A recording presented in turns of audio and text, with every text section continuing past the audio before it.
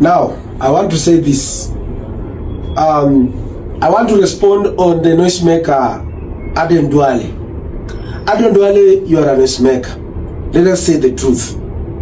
Let me start by analyzing this story going around about St. Mary's. In St. Mary's, they have talked about 92 million, right? The 92 million, that was the money that was started by last year, December, when the Shah started working. Up to now, remember, they collapsed the NHIF when they were like about 143 million claims. Now, a hospital like that cannot survive with that big chunk of money. Now, let me talk about this 92.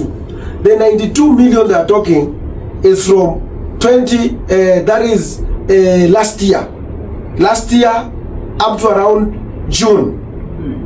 And the total amount about coming to 92 million, when you can get this hospital, it has been an hospital that has been running on a budget because the people who visits there is approximately 15 million. So when you calculate 15 million, that produces the claims of 15 million. You are a master statisticians.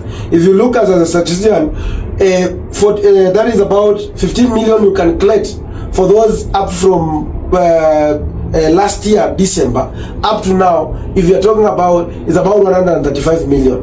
So if they have paid 92 million, we still have a balance of 43 million. So if they are claiming about 43 million, you are giving this person 1 million or 2 million. How do you want that person to survive?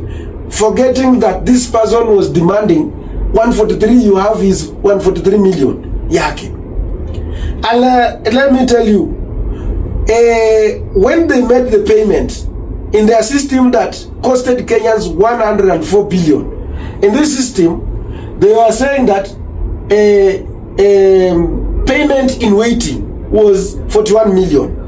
41 million. We have a mathematician, 41 million. And then after the review, 37 million, they said that under payment process, 37 million. Now, when it comes now to the reality, when they were disbursing, they gave them 2.5. They gave them 2.5 million. So when you are talking about 2.5 out of that claims, and then they say that 10 billion was given, 10 million was under review, then 11 million has been rejected, mass rejection. You see, a total of 21 million. What made them to say that it's under payment, and then the system just from nowhere, somebody says you approved it, and then number two, they have had the noisemaker Duale saying about Nabwala. Nabwala is a maternity. Ati kuna mama alioperatiwa mara 10.